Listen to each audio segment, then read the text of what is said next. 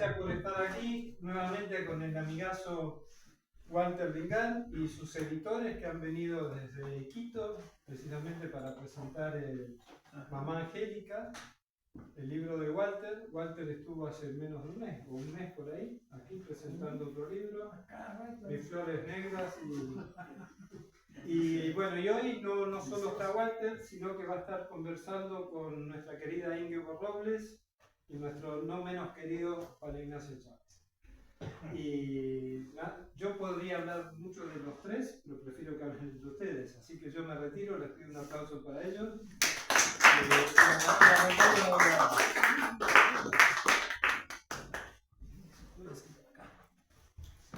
No sé cómo quieren hacerlo, si... Como todo lo que pasa en esta casa estoy improvisando, excepto ellos que son dos grandes profesionales y van a empezar, no sé cómo se organizaron. Sí, yo quería preguntarte, Walter, si tú quieres, claro, Juan y yo, nosotros hemos leído novela desde perspectivas muy distintas, yo más europea, alemana, ¿no? Española, el peruano, y creo que hay muchos peruanos también aquí, pero no sé si tú quieres como lanzarte ya a la lectura o decir algo sobre ya el contexto o de cómo surgió. Después vamos a hablar más en detalle, pero si quieres como decir antes de leer ya algo sobre la novela. Es que si yo empiezo a hablar, voy a hablar cosas buenas de la novela, así que no me queda otra alternativa. Primero quiero agradecerles por su presencia, de muchos paisanos y también a algunos escritores, poetas. Solamente decirles de que la inquietud de escribir la novela fue cuando la conocí a ella personalmente. La conocí justamente en Alemania. Cuando ella fue invitada a prestar su testimonio de su lucha que hacía en Ayacucho, al entonces presidente de esa época de aquí de Alemania, don Richard Weizsäcker. Ahí surge la idea, o por lo menos la inquietud, al ver lo que ella hacía, me llamó la atención mucho, y pensé que más tarde, en algún momento, tendría que escribir algo sobre él. Tal vez fue un proceso bastante largo, porque también quería también conocer a Ayacucho, porque nunca había estado en Ayacucho, entonces yo no puedo escribir o terminar de escribir algo en un lugar que no conocía, lo puedo haber inventado, claro. A un escritor no es problema, pero empezaba a conocer un poco más del ambiente donde ella había crecido en los últimos años, ¿no? Luego ya podemos seguir conversando un poquito más del asunto. ¿Quedan más preguntas? Entonces ahora nos vas a leer algo de la novela. Ya que hablamos sobre el encuentro que ella tuvo con el gobierno alemán, un grupo de peruanos, a finales de los años 80, actuamos como, digamos, traductores ante el gobierno, ante el Weizsäcker y sus asesores. Ella conversó, le contó todo lo que había pasado, lo que pasaba en esa época allá. Y les quiero solamente, en esa época, el parlamentario Walter Schwenninger, fallecido hace algunos años atrás, era uno de los parlamentarios alemanes que trabajaba, investigaba sobre el negocio de armas del gobierno alemán frente al gobierno peruano.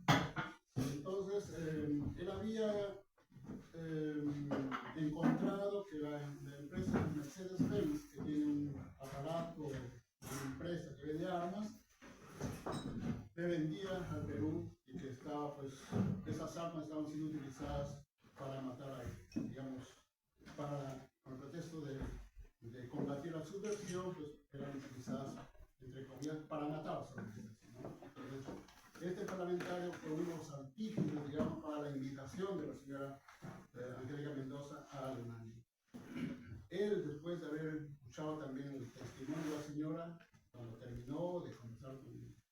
presidente, el expresidente, ¿no? Le contó, le dijo, pero mire señor, usted sabe de que el gobierno alemán vende armas al gobierno peruano. Entonces, cuando se le dijo eso, ella contestó de la siguiente manera. En ese momento yo no sabía que el gobierno alemán vendía armas a nuestro gobierno para la policía. Si no se le hubiera dicho que eso no estaba bien. Gracioso pues, por un lado vende armas que usan los policías y los militares peruanos contra la gente inocente, y por otro me invita para solidarizarse con nuestros problemas. Quizás quería que atestigue la eficacia de sus armas. Señor presidente, le dije también, el gobierno peruano es su amigo. Eso está bien, pero cuando venga debería hablar con la verdad sobre nuestra realidad. Cuando viene algún representante de nuestro gobierno, dice que en Perú no pasa nada, que todo está tranquilo, y eso no es así.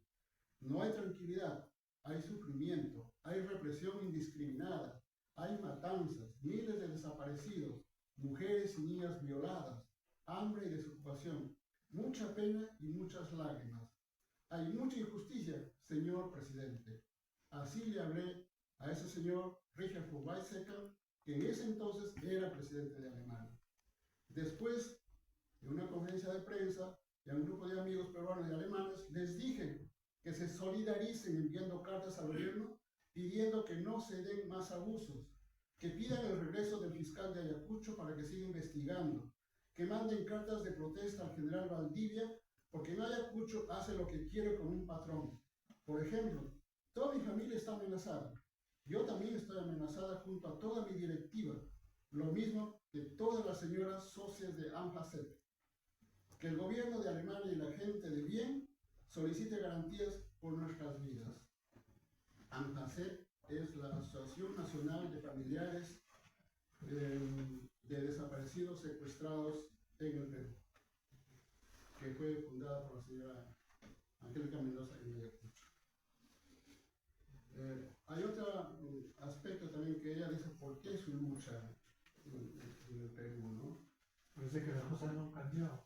Parece, ¿no? Desde hace, ¿cuántos son? 50 y tantos años. Dice, el amor a mi hijo me dio valor, así como el dolor de tantas mujeres que buscamos a nuestros familiares desaparecidos. Desde que lo llevaron, no dejé de buscarlo. Fui a todos los lugares posibles, tantos años buscando y no encontramos a nuestros desaparecidos. Ni muriendo podremos olvidar. ¿Cómo vamos a olvidar a nuestros hijos, a nuestros esposos, a nuestros padres? No se puede. Y también habría que entender que una cosa era, si comparamos la situación que pasó en Argentina, por ejemplo, con la dictadura de los años 70, las madres de Plaza Mayo eran señoras que tenían cierto nivel de educación, ¿no? Y por eso su lucha quizás era más visible. En cambio, las señoras de AMHACEP, junto con Angélica Mendoza, eran señoras que no habían tenido ninguna formación, ni siquiera habían terminado, ni siquiera iban a la escuela, la mayoría. Entonces, y eran quechua hablantes, no hablaban español. Entonces era mucho más difícil que les hagan caso. Entonces las ignoraban. Por ejemplo, hasta los obispos en Lima, cuando ellos fueron a hacer un reclamo a la fiscalía, le dijeron a ellos, no, mira mamita, le dice, las autoridades aquí están muy ocupadas para que le hagas problemas a ellos. Ándate a Ayacucho y olvídate, no tienes por qué estar aquí molestando a las autoridades. Entonces, esa es la forma más o menos también que las ninguneaban a ellas, ¿no? O sea, justamente porque no tenían un nivel, digamos, de clase media acomodada como para poderles hacer caso, ¿no? Entonces, también eso fue un rol, un factor importante para invisibilizar este tipo de lucha de la señora Angélica Mendoza y las otras madres de familia que venían buscando a sus familiares desaparecidos. Además, también hay que decir que ellas también luchaban y denunciaban los abusos que cometía Sendero Luminoso contra la población y el MRTA, ¿no? los grupos subversivos que trabajaron en la zona, que de forma indiscriminada también, pero con grandes diferencias. Digamos, los senderistas, en este caso, los subversivos, lo que hacían era matar directamente a la gente. Entonces, el señor no me gusta porque me ha denunciado por algo, son soprones, como pretexto de ser soprones, los mataban simplemente. Pero la policía no, el ejército, la policía tenía otra forma. Ellos simplemente secuestraban a la gente y llevaban a la gente y los desaparecían, o entraban a poblaciones completas y le metían bombas y todo, con pretexto de perseguir a la población. Entonces, eran los dos niveles también de lucha que había, ¿no? O sea, y la población está en medio de ambos sectores en conflicto, ¿no?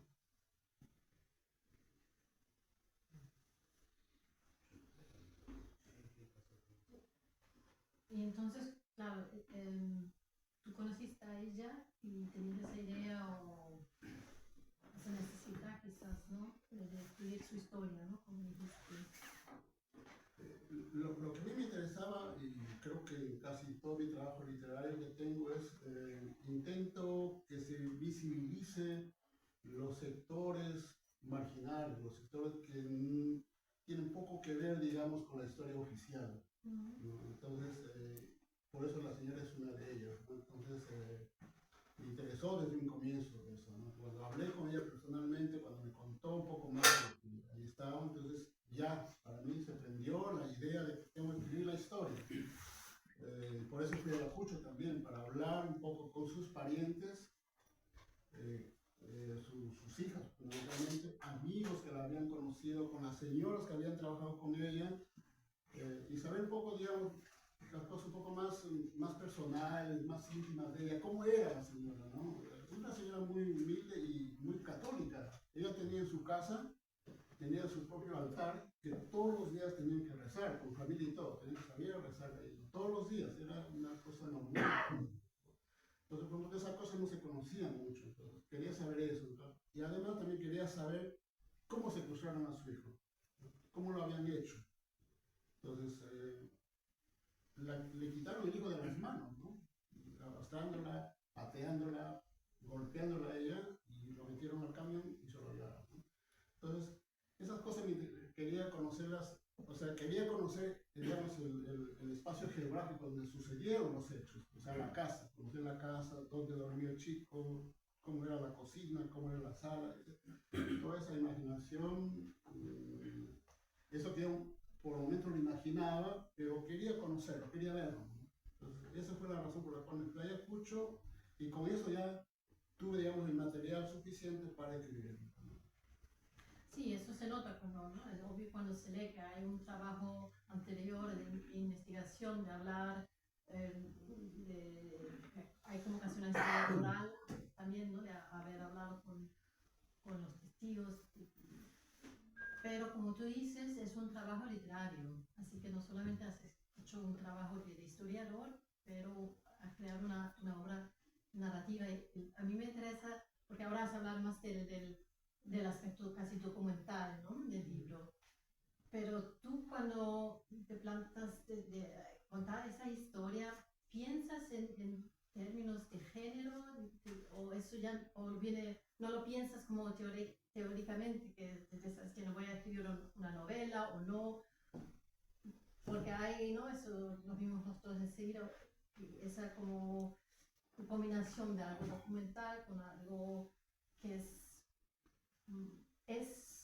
vamos a ver lo que vas a decir tú, pero más cerca de, se puede quizás llamar novela, pero claro, no es ficción, y hay algo también muy poético, ¿no? Mira, en realidad también la otra cosa que olvidé decir al comienzo es que el libro empezó como una especie de crónica. Yo lo escribí, hice la crónica y se la envié al periódico El País en España, aquellos años, ¿no? Yo no era periodista, no tenía nada que ver digamos, con los medios de difusión. Solamente mi idea era de que, bueno, mira, hay una señora que viene del Perú, conocida en el Perú ya esos años, entonces si yo hago la crónica, quizás el periódico español se va a interesar por publicar eso, creí yo, ¿no? Pero no pasó nada, ni siquiera siquiera me contestaron que habían recibido la nota, ¿no? Entonces, se quedó como crónica. Y poco a poco lo fui cambiando un poco más, ya pensé que tenía que ser una novela. Al final yo pienso, como no es exactamente una novela tampoco, o sea, es un híbrido, podemos decir, crónica, novela, historia, pero claro, no es una historia en el sentido estricto de la palabra, ¿no? Si bien es cierto, yo contextualizo la historia, hablo un poco relaciono un poco la política de ese momento, de cuando ocurrieron los hechos, con la historia de la señora. Entonces, por eso hay capítulos que están entrelazados, hablo de lo que está pasando sobre la violencia política y al mismo tiempo estoy hablando después de la vida de la señora Angélica Mendoza. Entonces, ese ya ha sido, digamos, el trabajo último. Después ya tenía que conformar la historia, tenía que redondear un poco las cosas, entonces ya surge, digamos, este libro que yo no sé cómo llamarlo, novela o... Perdón, ¿introduces elementos de ficción también? O... Sí, sí. Es una novela. Sí, por ejemplo, ¿no? Cuando el hijo es detenido, ¿no? Esto es ya cosa del escritor, porque ellos vino al principio lo llevó, claro, ¿no? Entonces, ¿cómo describo eso? ¿No? Entonces yo pongo así: el frío helado azotaba la ciudad de Ayacucho, la luminosa oscuridad de la noche engullía el asiento humano, ciudad libertad de las Américas, y las farolas de las calles solo eran agónicos fantasmas, remedio de luces de bengala, eufemismo de tinieblas festivas. Eran las 2 de la mañana del 2 de julio de 1983. Los toc, toc, toc, imperturbables sobre la precaria puerta de madera rompieron el estruendoso silencio de esa fatídica madrugada. ¡Bram! Chocaron estrepitosas las maderas y las latas de la puerta contra la pared de la entrada principal de la casa. Ante el tremendo alboroto ladró el perro, pero un golpe seco lo hizo aullar. Sus gemidos fueron tragados por una afasia fulminante. Luego se quedó en silencio. Solo los pasos enzapatados siguieron perturbando el sueño tranquilo de sus inquilinos. Al fin, los ruidos despertaron a mamá Angélica. Estanislao Ascarza Barrón fue despertado de un codazo. Antes de levantarse se restregó los ojos. Luego, un somnoliento, se sentó al lado de la cama. Mamá Angélica lo apuró a salir para ver lo que pasaba. ¿Serán ladrones?, masculló un tanto alarmado. Desde la ventana pequeña de su dormitorio descubrieron sombras en movimiento. Rompiendo la puerta y escalando las paredes, estaban entrando. Eran personas vestidas con uniforme militar, color verde oliva, galones dorados, chompas y pasamontañas negras. Otros llevaban también palos en el cinto. Todos, sin excepción, calzaban botas negras, tenían metralletas y pistolas, ostentaban siniestras armas colgadas al hombro. Apenas los descubrieron, ahí mismo les apuntaron con sus armas, les amenazaron de muerte. ¿Dónde se esconde ese terruco soplón?, gritó uno de ellos. Sus botas desesperadas tronaron estrellándose contra las sillas y todas las cosas que encontraron en su camino. Golpes y más golpes. Eso ya forma parte, o sea, de la creación, digamos. Entonces, por eso digo, no hay elementos de ficción, pero basado en esa realidad que ocurrió esa noche. Una pregunta, Walter. Tú, cuando estabas escribiendo la novela, o sea, después de lo del país, tú, no sé cuándo la escribiste, en qué años, pero estuviste todavía en contacto con ella mientras escribías la novela o ya no? No, eso sí después. Recientemente. Sí, ella murió en 2017. Claro. ¿No? Entonces, yo ya no tuve más contacto. Desde que ella partió de regreso, no tuve más contacto con ella. Solamente cuando en 1992, el 12 de septiembre de 1992, fue detenido Abimael Guzmán. 3 días después, salió la famosa lista de los embajadores del terror en Europa. En esa lista aparecía la señora Angélica Mendoza enjuiciada por el gobierno de Alberto Fujimori. La señora no vivía en Europa. Entonces, ¿por qué lo acusaron? Porque claro, era una señora incómoda para su gobierno, entonces le hicieron esa acusación, la enjuiciaron y lo que querían era destruir su organización que había hecho, ANJACET, y casi lo logran, porque las mujeres empezaron a apartarse, más socios, a apartarse, la policía lo perseguía, le amenazaron meter la presa, un juicio que se inicia ese año, pero como ya era una señora conocida, intervinieron muchas personalidades también del mundo de los derechos humanos, desde Argentina, por ejemplo, ¿cómo se llama? Pérez Esquivel, Premio Nobel de la Paz, intervino también en eso. Entonces, ya después de un par de medio año, creo, se salió, digamos, la declararon inocente, porque ella nunca vivió en Europa, solamente vino a invitar al gobierno de Alemania y después creo que estuvo en París y se regresó después a cumplir sus tareas que venía haciendo ella. Entonces, esa vez fue la última vez que escuché de ella, que supe de ella algo más, y después ya personalmente ya no tuve ningún contacto con ella. O sea, debe ser más o menos desde los 1992, de esa época, ya no supe más de ella, ¿no? Bueno, conocía lo que venía haciendo por los medios, por los periódicos, pero no tenía contacto. ¿Y el viaje a Ayacucho cuándo fue más o menos? ¿O fueron varios? Eso ha sido porque ella murió, debe haber sido en 2018. En 2018 estuve allá, hablé con todos sus parientes, visité su tumba y después de eso ya vine convencido que tenía que terminar el trabajo y empezar con la búsqueda de un editor. Eso también fue otra cosa, que cuando yo lo presenté a algunas editoriales en Perú, nadie quería publicarlo. Sí, eso quería ir, si podías comentar cómo fue tu llegada a la editorial y quiénes son los editores que te acompañan. Que me olvidé, perdón, de comentarlo. Sí, como digo, ¿no? O sea, en los últimos años hay una cultura del negacionismo muy grande en el país. Entonces, todo lo que fue la violencia política en los años de 1980 hasta 1990, fundamentalmente, casi nadie quiere hablar. Eso no significa que no haya algunas publicaciones sobre la violencia. Estamos, por ejemplo, está el famoso libro de Abril Rojo, de Roncagliolo, por ejemplo, o están las novelas de Alonso Cueto que hablan de la violencia política, pero claro, tienen un punto de vista diferente. Ellos escriben desde el punto de vista, digamos, de la ficción y sobre todo del medio que más conocen, ¿no? Por ejemplo, Alonso Cueto en su novela Grandes Miradas, ¿cómo se llama? Novela. Él habla, por ejemplo, de los militares que estuvieron comprometidos en la guerra, ¿no? Porque más o menos conoce ese medio. Roncagliolo también habla desde el punto de vista de las autoridades militares.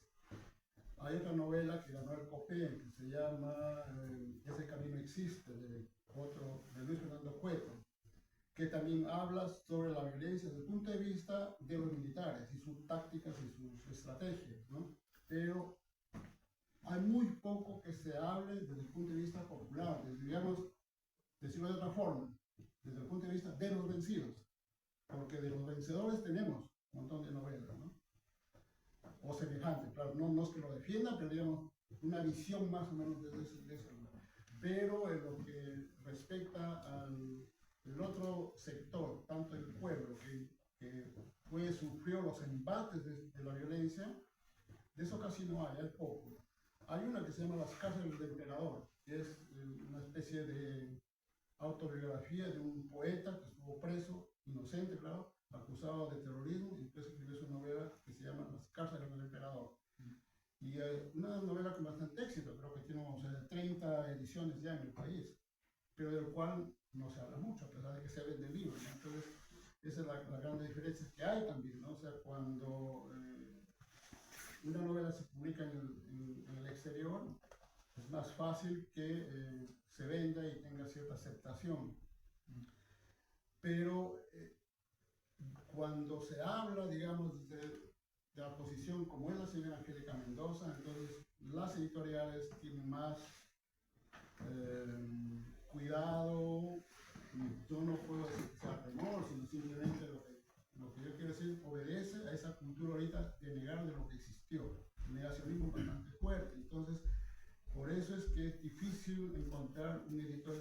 fortaleza. Y yo estoy muy agradecido de que Jaime Vázquez, de una editorial incluso que es de Iquitos, ni siquiera de Lima, o sea, fuera del, digamos, del ámbito, gran ámbito comercial que es Lima, entonces, lógico, tiene un mérito especial y además agradecer que él mismo personalmente ha venido a Europa y estamos en una pequeña gira presentando el libro, ¿no? No, hay una pregunta que me acaba de surgir, que es, ¿existe algún punto donde se publique todas estas voces silenciadas?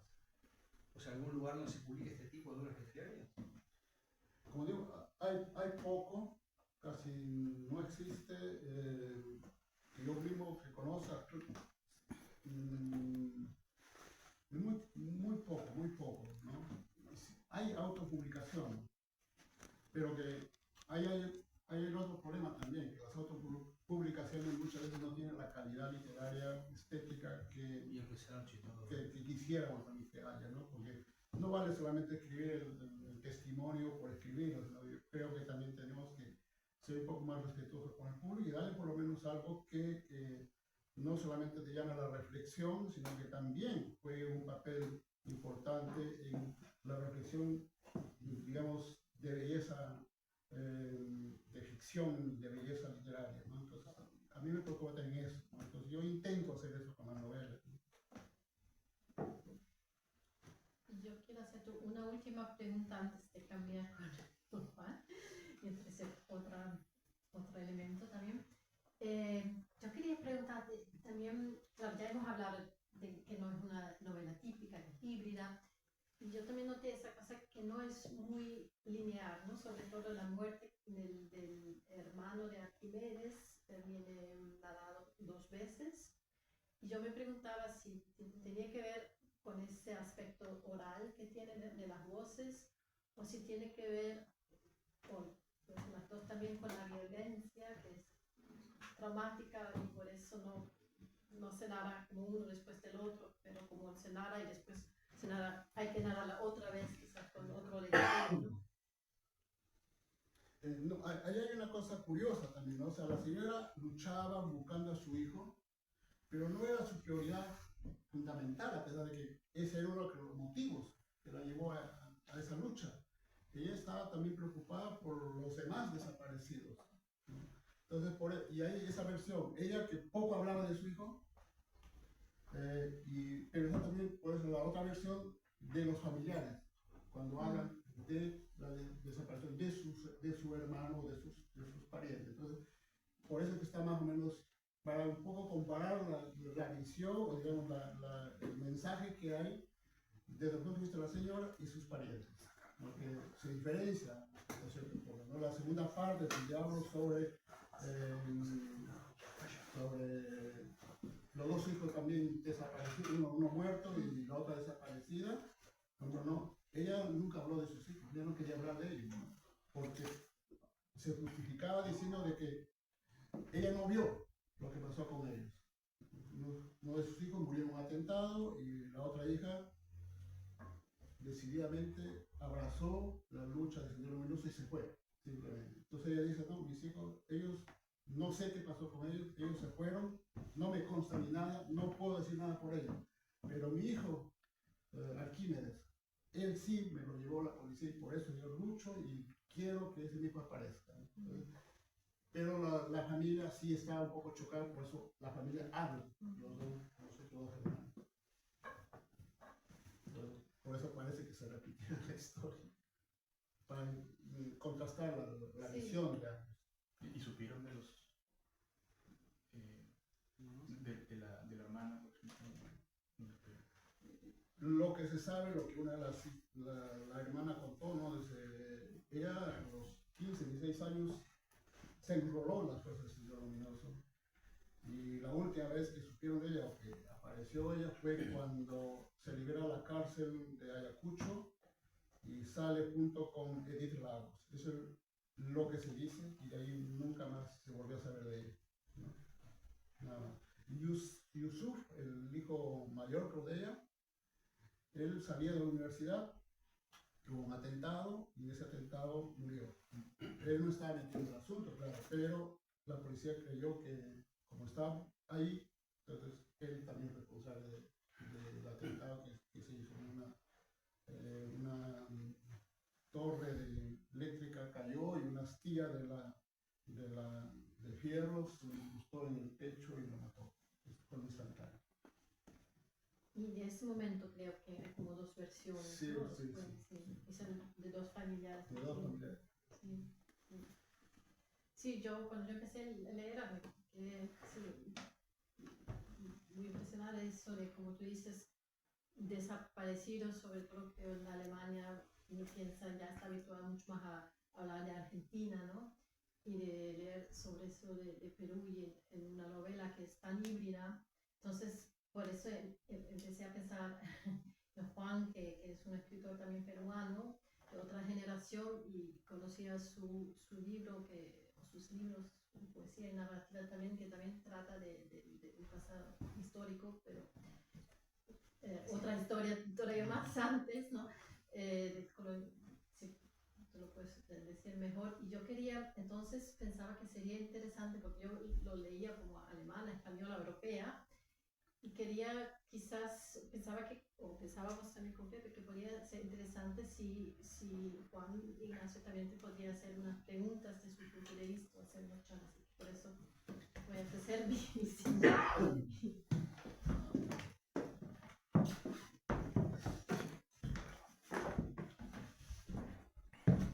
Gracias por aceptar. No sé si esta pregunta vale como una pregunta desde mi punto de vista de joven peruano, pero tenía ya una pregunta en la cabeza que te quería hacer sobre la novela. Y tiene que ver, me imagino, un poco sobre la estructura, pero también tiene que ver quizás sobre todo con los temas. Porque es una novela que, claro, hemos hablado que es un poco documental, también es ficcional, pero también es muy como una novela muy informativa. Hay mucha información histórica. E incluso lo que a mí me sorprendió mucho es que había información muy reciente, o sea, casi coyuntural. Por ejemplo, ver el nombre, no sé, de Sagasti o a Fujimori fuera de la cárcel, después de estar leyendo, ¿no?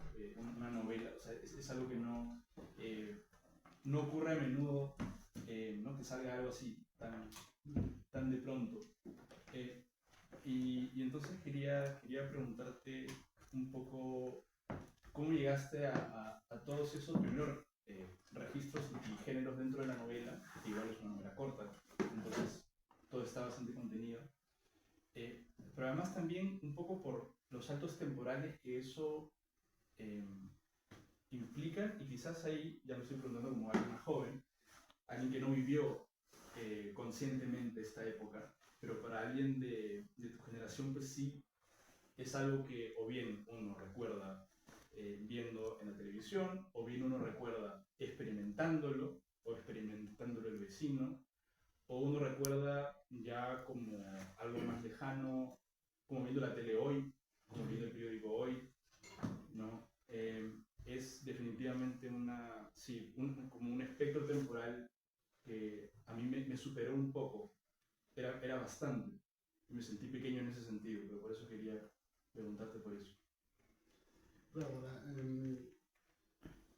digamos que lo que yo quería hacer también es un poco, o sea, el autor también juega a veces un rol en esto, entonces yo también quería de alguna manera hacer ver, o sea, esa lucha contra el negacionismo que actualmente se está dando, que también se empieza a reflexionar sobre eso, aprovechando la historia de la violencia política de aquellos años. Entonces, eso era más o menos mi idea. El otro juego que justamente para que entre eso era también la estructura de la novela, ¿no? Que incluso me quedé corto, pues, como que dice, no era la idea de escribir sobre la violencia, digamos, en general del país, no quería hacer historia, pero por lo menos algunos puntos por los cuales yo basarme para poder justificar, sino digamos, justificar mi trabajo, sí, pero digamos, hacer ver dónde estaba en curso la lucha de esta señora. Y al mismo tiempo, lo que yo quería hacer también, y eso ya parte mía, era de que la gente nueva que no conocía los asuntos debían reflexionar también sobre eso, porque actualmente está ocurriendo algo que se viene dando de siempre. O sea, por ejemplo, el año 2022 en diciembre y en enero del 2023 han ocurrido masacres en el país y hasta la fecha no tenemos ni siquiera un policía que está siendo investigado. Normalmente son premiados con puestos, altos puestos en la esfera gubernamental y algunos incluso premiados fuera del país como agregados militares o con becas para allá. Entonces, esa era mi idea, o sea, que también actualmente nos fijemos lo que está pasando en nuestro país, para reflexionar acerca de lo que está ocurriendo y que no debemos olvidar. La memoria creo que es importante. Y por otro lado, lo que quería saber, ¿no? Que las luchas de hace 30, 40 años atrás es más o menos casi lo que está pasando ahora, ¿no? En realidad no ha cambiado mucho, han cambiado los nombres, han cambiado los actores, pero el olvido sigue siendo el de siempre. Y eso es lo que era mi intención, o es mi intención, de que todas esas cosas no deben olvidarse. Escribir para mí también significa hacer un ejercicio de dignidad y de reconocimiento a gente que ha dado su vida prácticamente por la justicia, por la democracia que estamos viviendo nosotros, ¿no? Esa democracia no ha sido gratis, es una democracia que ha costado dinero, ha costado vidas de gente que quería un Perú justo, un Perú mejor, diferente.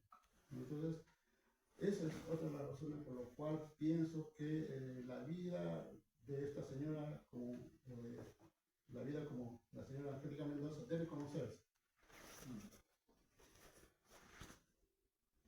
Perdón, disculpa, el nombre también me interesa mucho, verdad y justicia, pero esa palabra es tan grande que depende de la perspectiva como lo ven. Uno, y segundo, yo veo que usted escritor un libro, pero usted va con mucha más pasión hacia el tema índico, hacia el tema cultural, digamos, de la gente oprimida. Es como que lo toma personal, me da el entender, me pareciera, o me equivoco. Es que estamos hablando de esta novela, porque yo siempre hablo con mucha pasión de mis escritos. Antes como escritor. ¿No? O sea, de todas mis novelas yo hablo con mucha pasión. Son mis hijos, ¿no? Entonces, y uno siempre quiere a los hijos, y los defiende, y trata de que esos hijos salgan adelante. Entonces, esta novela, que estamos hablando ahora, es así, ¿no? Lo estoy defendiendo prácticamente desde mi punto de vista porque ha nacido de mí, digamos, o sea, el escrito, el texto, ¿no? No la historia que se está contando, la historia de un sector de la población peruana, ¿no? Y lógico, yo me identifico también con ese tipo de luchas que se han venido dando en el país y lo sigo haciendo, ¿no? Y es mi esperanza y es mi sueño de que haya justicia y que se conozca la verdad.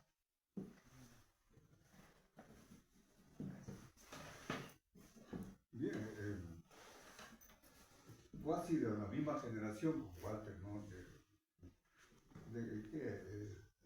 Antes de llegar me estaba diciendo de que yo hace un buen tiempo estaba dejando de leer libros, solamente me estaba leer artículos y ensayos, ¿no? Pero me dio la gana de leer de nuevo la novela Y Flores Negras y otras indecencias. Y bueno, resulta que un estilo, ¿no? Un migrante que ve con nostalgia, con cólera, con rabia, pero también con ganas de ayudar a la patria lejana a la que no va a volver sino a visitar, ¿no? Entonces uno se ve, como migrante, se ve reflejado muchas veces en lo que escribe, ¿no? Y bueno, yo más bien diría casi ensayo lo que haces, ¿no? Casi un ensayo, ¿no? Entonces no soy crítico literario, ¿no? Pero el hecho de que puedas,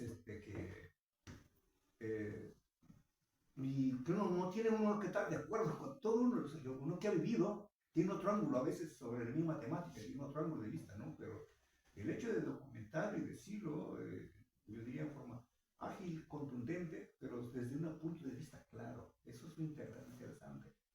O sea, no confundir con Litumen en los Andes, por ejemplo, Vargas Llosa, que es como ir y visitar el museo nomás, así, qué bonito, cosas adornadas ahí nomás, ¿no? Olvidándose de lo que hicieron, ¿verdad? ¿No? Entonces, diría, pues, ¿no? Que estás en el camino de... Yo todavía no lo voy a leer inmediatamente, Mamá Angélica, porque acá hicimos actividades, oiga, con ella, ¿no? Vivimos con ella, la tragedia del país, es algo que, como siempre han matado indios en el pueblo, ¿no? Siempre ha habido, ¿no? No importa, ¿no? Entonces, desde la choledad nuestra, ¿no? Tú eres un doctor, un médico, un logrado, ¿no? Caramba. Y te dedicas a escribir, a documentar, realmente algo que yo solamente digo muchas gracias por esto, ¿no? Y no me atrevería, pues habría que leerlo y desde ya tematizar esto. Y lo agradezco a los editores, ¿no? Porque todo el mundo se acobarda ahorita, ¿no? Todo el mundo se acobarda. Los que estamos en el extranjero nos documenta. Al que habla lo enjuiciaron por la apología del terrorismo. Y hace poco sacaron, por ejemplo, a nuestra capitana ahorita, a nuestra tecolique, ¿no? a Daniel Hacha, la acusaron de que aquí hay una base de MRTA y en Alemania hay una coordinadora del MRTA y de Centro Luminosa, ¿no? Fácil, ¿no? Fácil acusar, embarrar, ¿no? Entonces, Walter, muchas gracias por lo que hace, por lo que escribes y continúa, ¿no? Continúa y hay que invitar a que lean, y quiero terminar diciendo de que es el compromiso de un hombre, de un migrante serrano que ha triunfado, pero que no se olvida de la patria, ¿no? Yo diría, la mamá Angélica no son las abuelas cuyos nietos, cuyos hijos estamos acá y no nos olvidamos de la patria querida, ¿no? En ese sentido, pues yo lo asumo y te digo, te agradezco que escribas la cosa, ¿no? Porque somos muy haraganes para escribir, ¿sabes? Somos muy haraganes y no es fácil, para nada. Yo quisiera agregar algo a lo que dijo el señor. Mauro. Mauro. Lo importante que tienen los libros que ayudan a que a medida que van pasando las generaciones se continúa con la memoria. Y eso hace que a lo mejor algún día podamos liberarnos de todo esto que pasó con la conquista de América, ¿sí? Porque ahí empezó la xenofobia. Ahí empezó todo también. Y de la única manera que se puede hacer es algo que quede y que pase de generación en generación. Y estemos donde estemos, somos migrantes, por lo tanto no nos olvidamos, si somos personas de bien, no nos olvidamos lo que se vive en nuestros países, que todo se repite. Perú, Argentina, Chile, todo se repite. Gracias. No, claro, o sea, este creo que viene a ser el segundo libro, o tercer libro que escribo específicamente sobre Perú, tematizado el Perú. Porque mi tema fundamental siempre ha sido la migración. Uno de los libros más conocidos es Un cuy entre alemanes, donde describo la vida de un estudiante que viene a estudiar a Alemania, y en el transcurso de eso, él se transforma en un cuy. Pero también tiene la posibilidad de transformarse en hombre, o sea, está cambiando de acuerdo a las circunstancias. Entonces, por eso a veces en broma digo, no, que yo he superado a Kafka, porque él logró a su personaje convertirlo en insecto y ahí se quedó. En cambio, yo lo convierto en cuy y después lo vuelvo a convertir en hombre. O sea, entonces, y trato de contar la historia de la migración desde el punto de vista, digamos, humorístico. O sea, no quiero contar la historia, y claro que hay también, historia triste de la migración, ¿no? Trágicas muchas veces, pero me interesa más, digamos,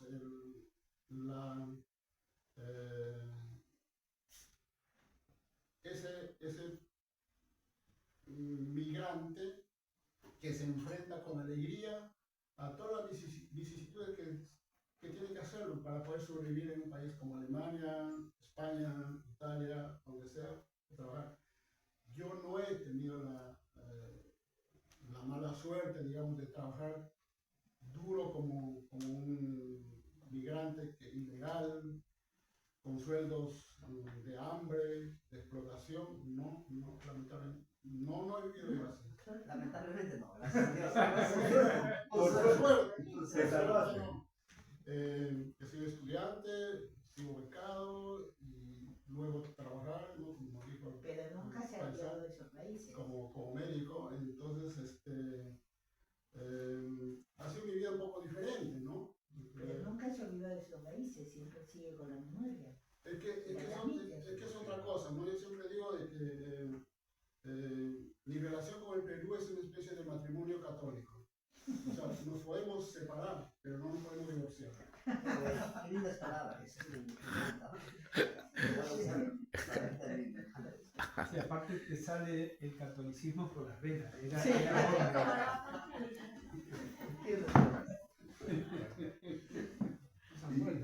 Y un poco también de que, por ejemplo, hablan de Vallejo, dicen, ¿no? Que es un triste, que está, disculpen la palabra, que está jodido, cagado, triste, cuando no es así, ¿no? Y piensa que el andino triste, melancólico, cuando no es así. Entonces, cuando hablas en Cajamarca, es la gente es pícara, no hace de cualquier cosa, de estar viendo en tu cara, ¿no? Siempre, entonces, el rato que nos roben la alegría, ahí sí estamos jodidos, ¿no? O sea, así te hemos cagado en la cárcel, ahí no hacemos broma, y ahí sabemos la broma. Ahí sabemos la broma, ¿no? Y entonces, en estos casos, caramba, bueno, será, sí, caramba, y provoca, ¿no? Uno yo soy de Libertad y Serrano, pero él es de más allecito. Pero anda, llega nomás a su tierra, tiene que caminar más allecito, ¿no? Yo soy de más arribita. Más arribita. Yo soy de más abajito. Más abajito. Qué bueno, Walter, qué lindo. Entonces, ya te hemos desplazado de la...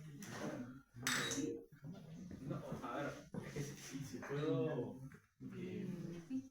conectar un poco con lo que ya estás diciendo de la dificultad que habías tenido para comunicar, y también conectándolo con la pregunta que te hice sobre la coyuntura de algunas partes del libro, es también un libro que toma partido muy claramente por temas coyunturales, que usualmente no hace un libro sobre Sendero así lo cuente como sea, ¿no? O sea, yo, por ejemplo, no sé, mi experiencia con libros sobre Sendero, yo cuando era chibolo, así, fue el primer libro que me gustó mucho, fue un cuento que te lo acabo de mencionar, Guerra a la luz de las velas, de Daniel Alarcón. Y lo que yo recuerdo, que está muy bien escrito el cuento, son dos jóvenes en Sendero en distintos momentos de la vida, pero era un acercamiento muy hacia o bien la psique o bien quizás la humanidad, en un sentido amplio, porque los ves, pues no sé, fumando un puchito, hablando de que alguien tiene frío, ¿no? Como humanizando, lo cual está bien, o sea, creo que hay que humanizar siempre, porque si no humanizas, no, vuelves eso un fantasma, ¿no? Eso, hasta acá en Alemania hay humanización. Acá la estrategia es completamente distinta, ¿no? Como que hay ficción, pero hay mucho dato y además está siempre conectado con una opinión política que podría salir en un artículo el fin de semana, ¿no? Y eso sí no lo veo mucho, entonces te quería preguntar también por eso, o sea, por esa función como de tomar partido con temas de coyuntura, ¿no? O sea, casi como un activismo en la novela. Es que el tema se prestaba a eso, ¿no? O sea, fundamentalmente, o sea, era necesario hacerlo. que no es lo mismo con otro tipo de novelas de ficción, ¿no? Tengo otro libro también que más o menos toma un punto de vista así parecido a esto, y una novela que ha sido trasladada al idioma árabe también, donde hablo sobre un periodista que es acusado de terrorismo, entra inocente, entra a la cárcel y habla directamente, se encuentra con Fujimori en la cárcel y hablan de tú a tú, le dice, bueno, mira, tú me acusaste de terrorista y ahora tú también estás aquí por violador de derechos humanos, eres un preso igual que yo. Por lo tanto, discúlpame que no te diga, que yo te tutee, que te trate de esta forma. Albertito, ya tú no eres el gran dictador. O sea, depende de la temática, como digo, ¿no? Entonces, la historia yo creo que amerita de que nosotros tenemos que tener una... yo me identifico con la lucha de la señora, la defiendo y esa ha sido mi actitud.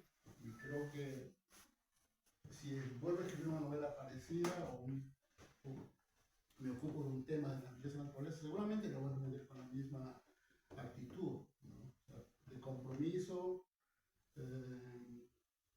y también de activista por la verdad, por la justicia, por la solidaridad, por el amor a la humanidad. Es verdad, aquí no humanizar un poco, digamos, a los actores que formaron parte también del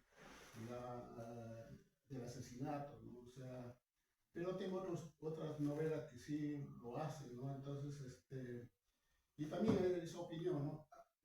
Cuando se escribe uno de esa naturaleza, te dice, ah, bueno, mira, tú pareces senderista, y te acusan también de terruco, ¿no? Y posiblemente en este caso es al revés, posiblemente, ¿no? Por acusar directamente a Sendero Luminoso y al MRTA, posiblemente me digan, bueno, ¿y tú en qué lado estás? ¿No? ¿Con el ejército? ¿Con el Estado? ¿No? Porque también que la señora Angélica Mendoza ya luchaba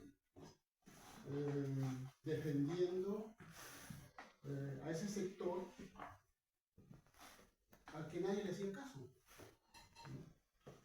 Y que al mismo tiempo era atacado por el Estado y también por los subversivos. Entonces, por eso, ¿no? Creo que es difícil en este texto tratar, digamos, de hacer que los personajes jueguen un papel un poco, digamos, más popular, si se quiere, o sea, insistir en el aspecto, pues, de que son jóvenes que también, igual como otros, viven su vida, ¿no? Están en la discoteca, después de la discoteca salen a cumplir su actividad política.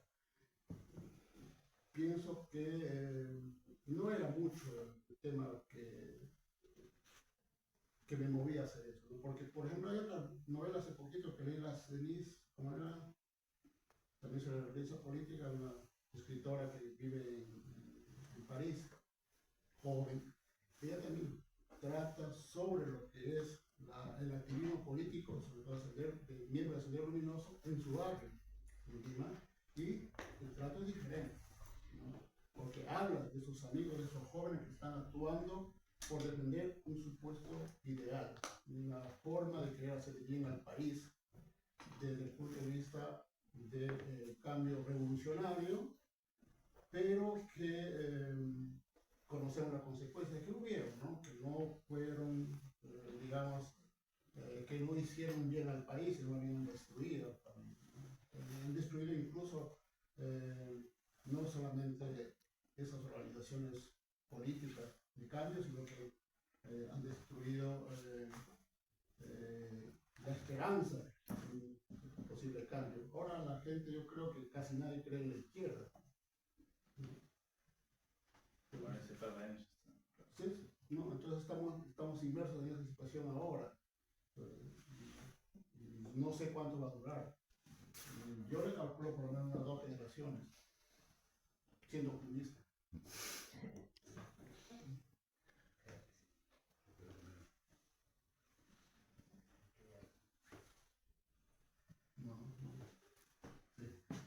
Bueno, se supone que soy un moderador.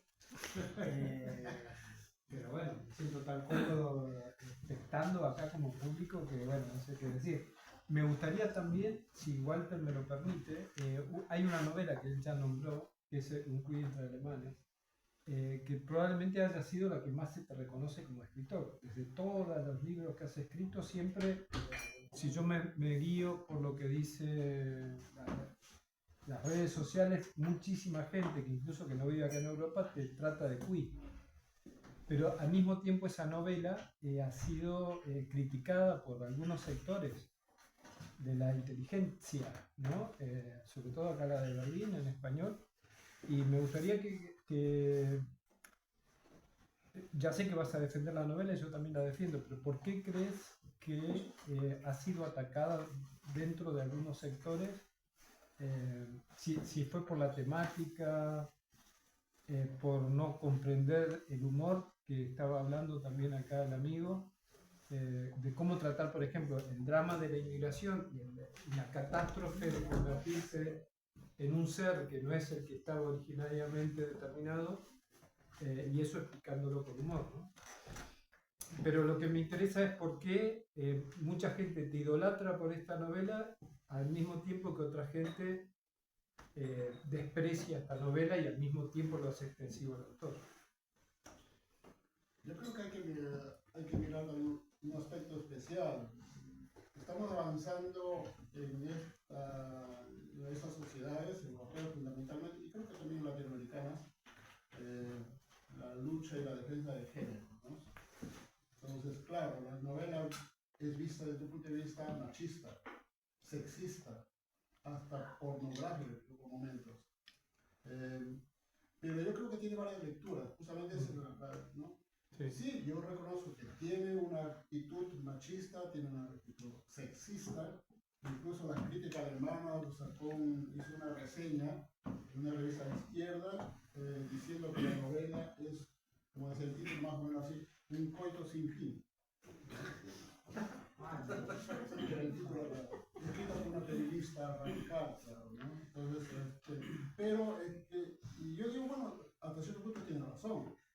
Pero ¿qué se justifica por mi personaje? Un cuy. ¿Qué es un cuy? El cuy es un animal que vive sobre la hembra desde que nace hasta que muere. Entonces, yo quería hacer también eso. Entonces, ¿por qué razón? A ver, lo explico.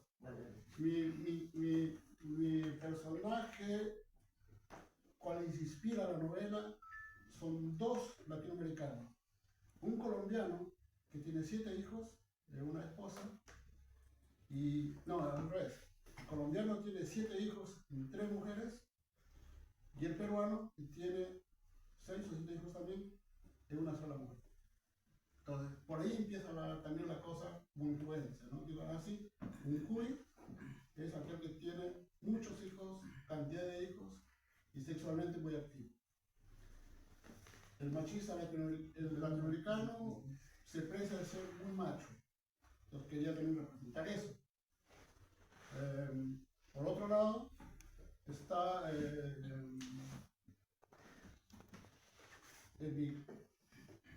la otra lectura que sería, segundo, los que adoran la literatura. Porque este personaje es un lector, lee libros, está mencionando libros, está leyendo libros, está comentando libros, está criticando libros.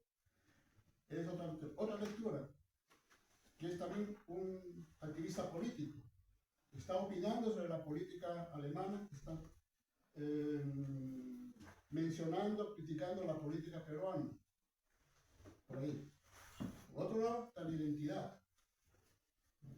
Aquí se habla de la integración de los extranjeros. Mi personaje dice, no, pero eso no es integración, es desaplastamiento, porque tú tienes que aceptar sus reglas. El Estado alemán no acepta tus reglas como migrante, sino es al revés. Tú tienes que aceptar sus reglas. Justificado o no, discutido o no, claro, pero mi personaje piensa así, entonces se puede en eso. Mi personaje está en la universidad. En la universidad tiene contacto con los jóvenes. Al mismo tiempo también tiene contacto con otros migrantes. Y discute sobre los asuntos que están pasando ambos. ¿Cómo ven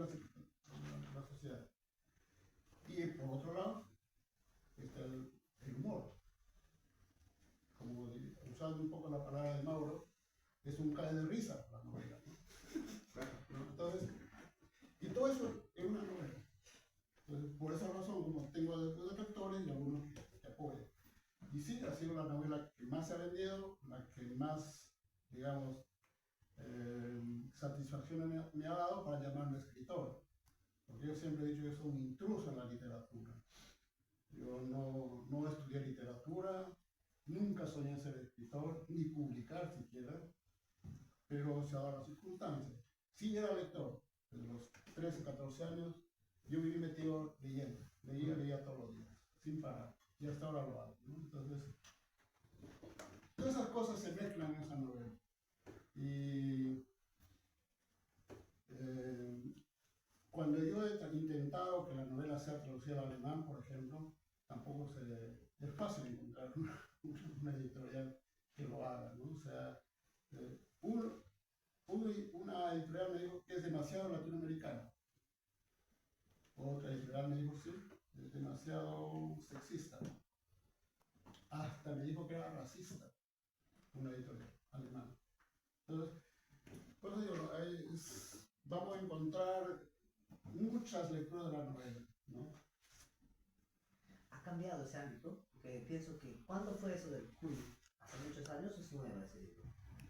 No, o sea, yo cuento la historia digamos, desde que yo empiezo a conocer Alemania. Yo llegué en 1982. ¿Es el libro? Pues, Sí, entonces yo voy contando eso con una experiencia ya, cuando se publica el libro ha sido en 2014.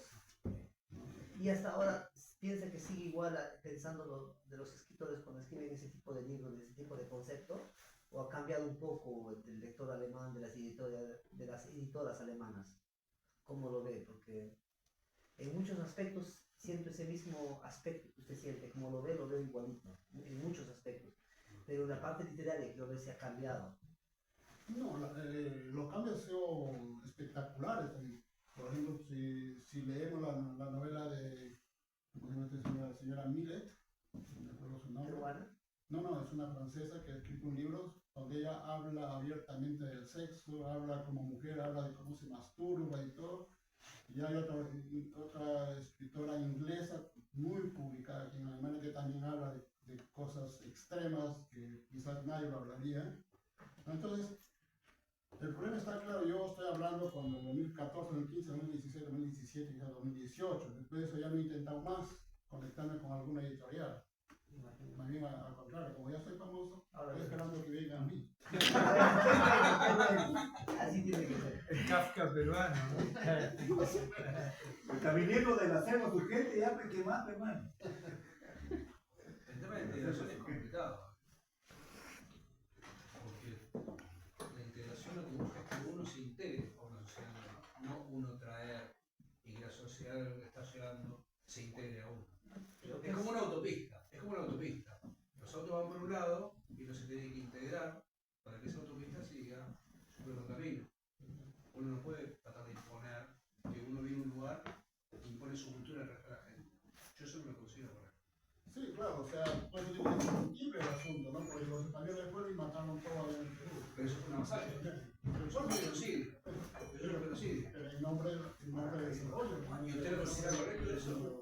No, pues es discutible. No sé si no está correcto. Es discutible todo eso. O sea, como Ninguna de las dos cosas son no correctas. podemos aquí sacar, amanecerlo discutiendo porque no es nuevo, ¿no? La discusión lo dan cuando se contaron los 500 años de la conquista española o del descubrimiento, llamado descubrimiento. También hubo una tremenda discusión entre los grandes intelectuales europeos, filósofos, periodistas, opinadores, intelectuales de todo tipo, sobre lo que significó para Latinoamérica y para el mundo el descubrimiento de Latinoamérica. El genocidio, Por eso digo, entonces se habló de genocidio, se habló de un montón de cosas, ¿no? Entonces, encontronazos, en vez de encuentro, encontronazos, una serie de cosas, ¿no? Pero todo eso es discutible, o sea, depende de, como dice la canción, depende del cristal con el primero. La parte subjetiva, sí, pero la parte objetiva, claro. Claro. Ese es el otro asunto. Entonces, claro, la realidad y el subjetivismo está presente en toda la discusión, en toda la opinión. Si les parece bien, podemos hacer una pausita por si alguno se quedó con hambre. Y si alguno sigue teniendo sed, nos esperan los caballeros de la barra. Yo incluido. Hacemos una, no sé, 5 o 10 minutos, se fuman un cigarrito, se toman algo. Y después seguimos si hay más preguntas o algún tema de debate. Yo la relación directamente.